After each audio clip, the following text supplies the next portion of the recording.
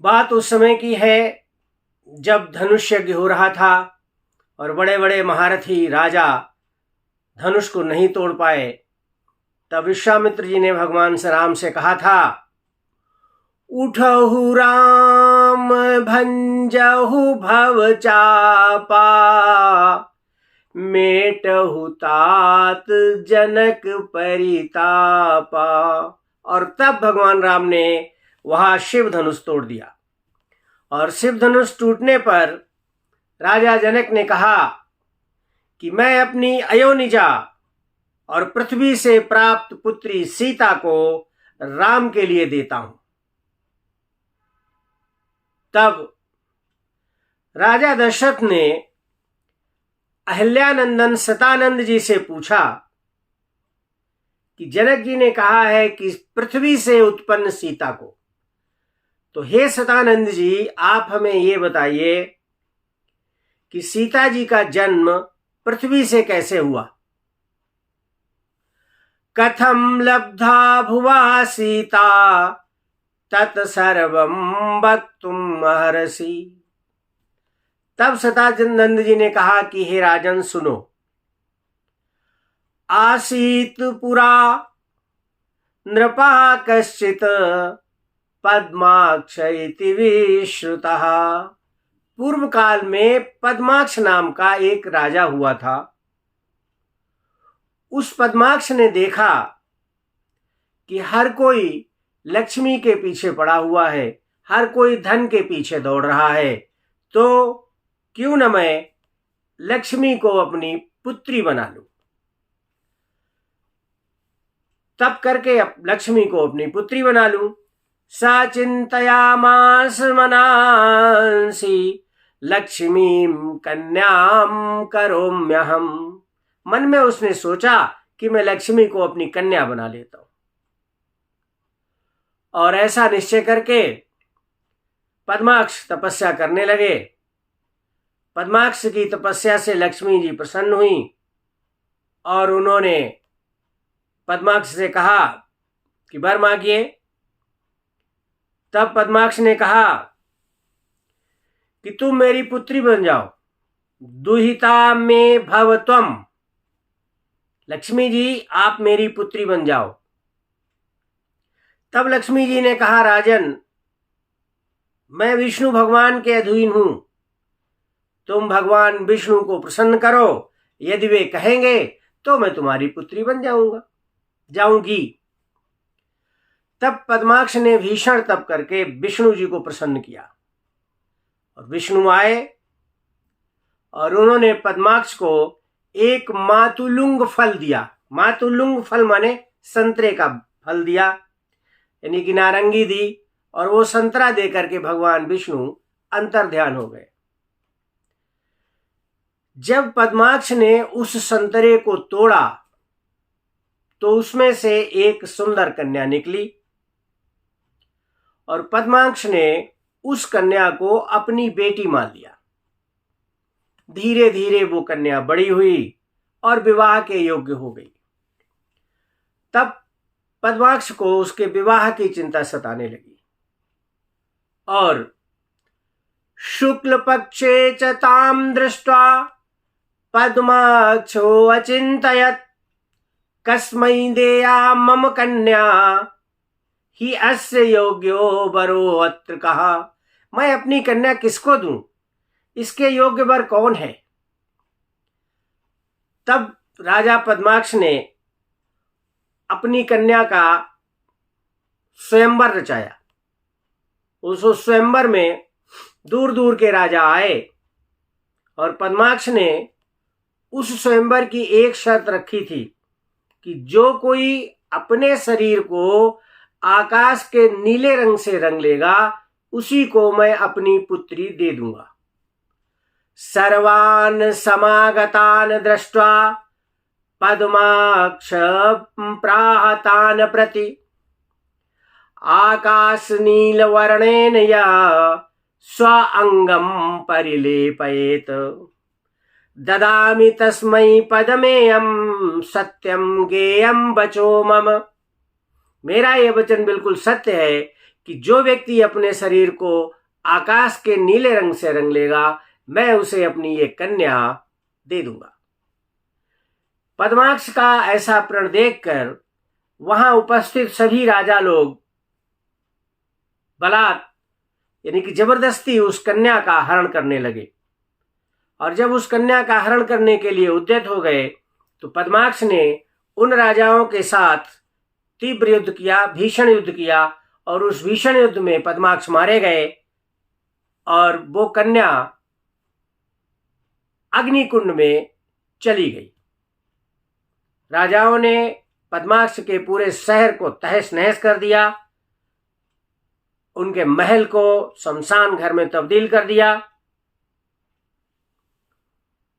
और राजाओं ने पद्मा को सारे नगर में ढूंढवाया, लेकिन वो पद्मा कहीं भी नहीं मिली। और राजा पद्माक्ष का लक्ष्मी के संसर्ग से जो ऐसी दशा हुई है, इसीलिए ज्ञानी लोग लक्ष्मी की चाह कभी नहीं करते। लक्ष्मी से चित्त की चंचलता बढ़ती है, भय बढ़ता है, शोक बढ़ता है, मनुष्य बड़े भारी दुख को प्राप्त होता है। इसलिए लक्ष्मी से दूर ही रहना चाहिए। पद्माक्ष नृपते लक्ष्मी संगात जाते दृशी दशा, तस्मान्न मुनियो लक्ष्मीं कामयन्ति कदाचन। लक्ष्म्याश्चित्तस्य चांचल्यम भयम शोको वदोपि चा। चांचल्य होता है, वध भी हो सकता है। पद्माक्ष की मृत्यु के पश्चात सब राजा लोग अपने अपने घर को चले गए। कुछ समय पश्चात श्री हरि की शक्ति स्वरूपा लक्ष्मी जी एक दिन उस अग्निकुंड से बाहर निकली और उन्होंने उस अग्निकुंड के समीप बैठकर प्रकृति का सौंदर्य अवलोकन करने लगी। संयोग ऐसा हुआ कि उसी समय रावण अपने पुष्पक विमान पर बैठकर कहीं जा रहा था और वो उसी स्थान से गुजरा जहां पद्माक्ष की पुत्री बैठी हुई थी। रावण के मंत्री सारण ने उसको देख लिया और सारण ने रावण से कहा कि हे राजन, ये वही कन्या है जिसके कारण पद्माक्ष को देवता और असुरों से युद्ध करना पड़ा था। उसे देखकर रावण अपने विमान से नीचे उतरा और पद्मा को पकड़ने के लिए जैसे ही आगे बढ़ा, त्यों ही वो कन्या अग्निकुंड में दोबारा कूद गई। लेकिन रावण यहां चुप रहने वाला नहीं था। उसने उस अग्निकुंड को घड़ों से पानी डलवाया, उस अग्निकुंड में घड़ों से पानी डलवाया, उसकी अग्नि को बुझाया और अग्निकुंड की राख को तलाशने लगा कि वो कन्या है कहां। तब रावण को उस अग्निकुंड की राख से 5 रत्न मिले। रावण ने उन 5 रत्नों को उठा लिया और उन्हें अब एक संदूक में बंद करके लंका ले गया। 5 रत्नानि दिव्यानि गृहीत्वा तानि रावणः करंडिकायां संस्थाप्य विमानेन ययौ पुरीम्। एक करंडिका में रखा और उस करंडिका को अपने विमान पे रख के लंका ले गया और लंका में जाकर के उस करंडिका को एक देवगृह में रखवा दिया जिससे कि किसी को दिखाई न दे। शाम का समय हुआ। मंदोदरी से रावण ने कहा कि हे मंदोदरी, मैं तुम्हारे लिए 5 रत्न लाया हूं और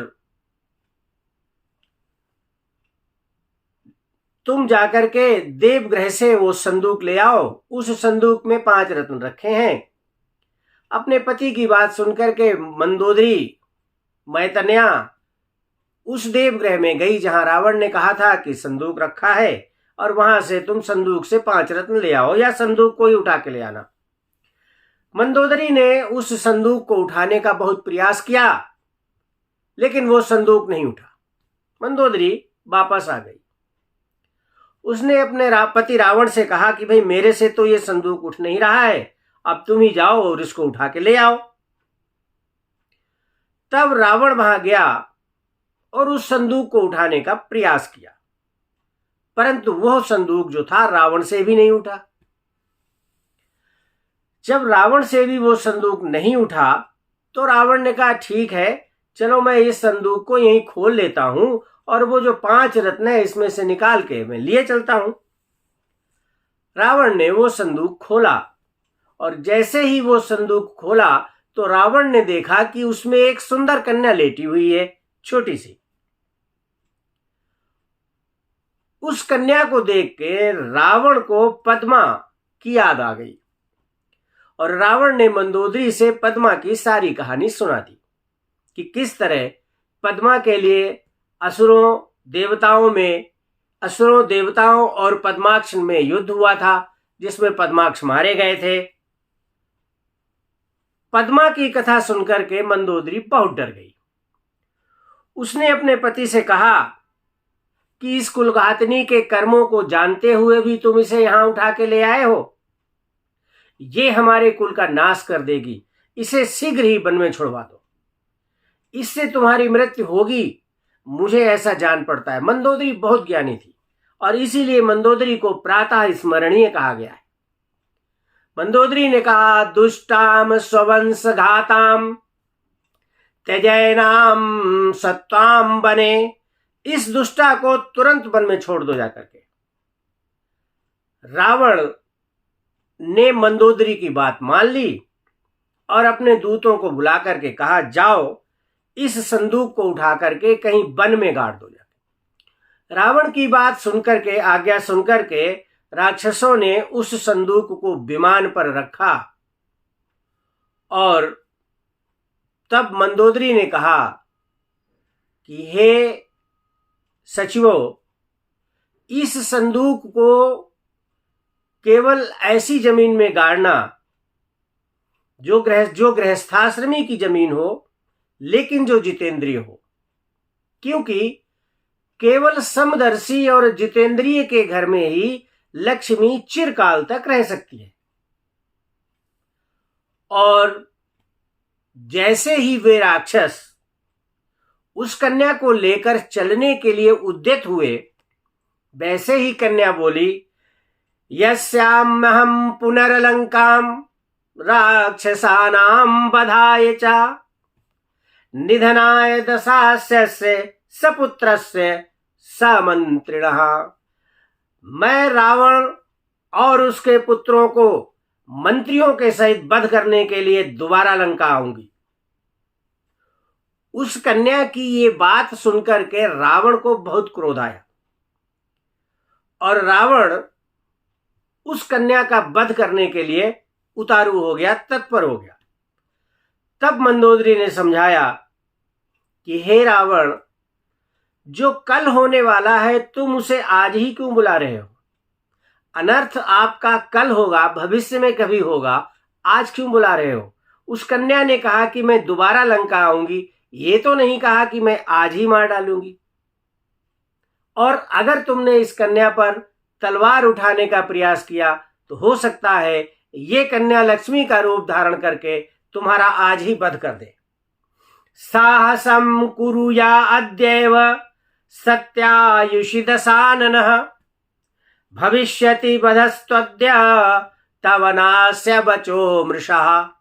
आज ही तुम्हारा ये वध कर देगी, इसका वाणी जो है वो गलत नहीं हो सकती है। तब रावण ने अपनी भार्या की बात मान ली और वो राक्षस उस संदूकची को ले जाकर के मिथिला नरेश के एक वन में जाकर के जमीन में गाड़ देते हैं और दूत गाड़ने के बाद लंका लौट आए और उन्होंने रावण को सारी बात बता दी। एक बार सूर्य ग्रहण पड़ा, तब राजा जनक ने वह भूमि जिसमें वह करंडिका गाड़ी गई थी एक ब्राह्मण को दान में दे दी। सा भूमि सूर्य ग्रहणे विदेहेन समर्पिता ब्राह्मणाय दुजश्चापि ताम कर्षयितुम मुद्यत, और ब्राह्मण को दान में दे दी, और वह ब्राह्मण उस जमीन का कर्षण करने के लिए, उस जमीन को जुतवाने के लिए शुभ मुहूर्त की प्रतीक्षा करने लगा। और जैसे ही शुभ मुहूर्त निकला, उस ब्राह्मण ने उस जमीन पर हल चलाया, और हल के फाल से वह करंडिका यानी संदूक फंस गया और जमीन के बाहर आ गया। तदा हलासिताग्रेण निर्गता सा करंडिका, तब उस ब्राह्मण ने वह संदूक ले जाकर के राजा विदेह को दे दिया। राजा विदेह ने कहा कि हे विप्रवर, मैंने ये भूमि तुमको दान दे दी थी, और इसलिए इस भूमि में जो कुछ भी मिले वो सब तुम्हारा है, ये करंडिका भी तुम्हारी है, इसलिए तुम इसे ले जाओ।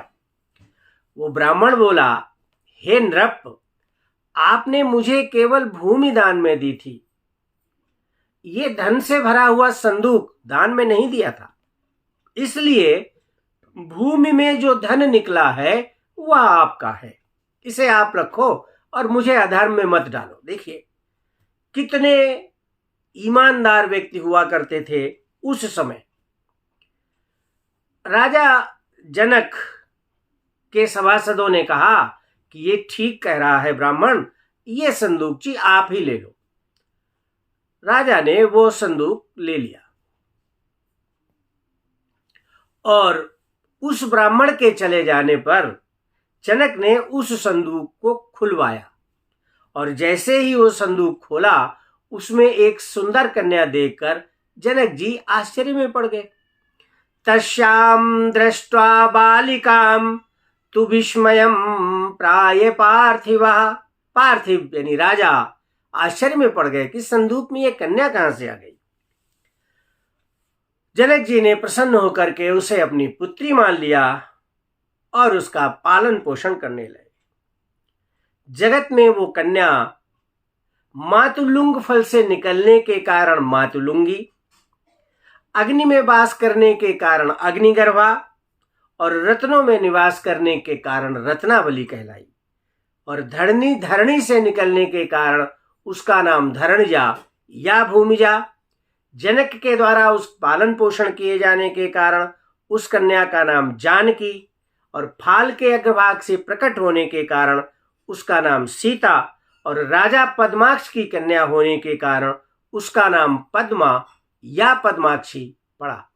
मातुलुंगान निर्गताया मातुलुंगीत सा स्मृता, अग्निवासादि अग्निगर्भा तथा रत्नावलीति चा। जनके नाविता यस्मात् जानकीति प्रकीर्त्यते, सीताग्रान्निर्गता यस्मात् सीतेत्र प्रगीयते। पद्माक्ष नृपते कन्या तस्मात् पद्मेति स्मृता। और बाद में आकाश के समान नील वर्ण वाले भगवान राम ने सीता का वर्ण किया, और इस प्रकार राजा पद्माक्ष की प्रतिज्ञा को पूर्ण किया, और सीता के जन्म की ये अनसुनी कहानी मुझे उम्मीद है आप सबको पसंद आई होगी। अगर पसंद आई है तो मेरे YouTube चैनल भक्ति भास्करम को सब्सक्राइब करें। वीडियो देखने के लिए धन्यवाद।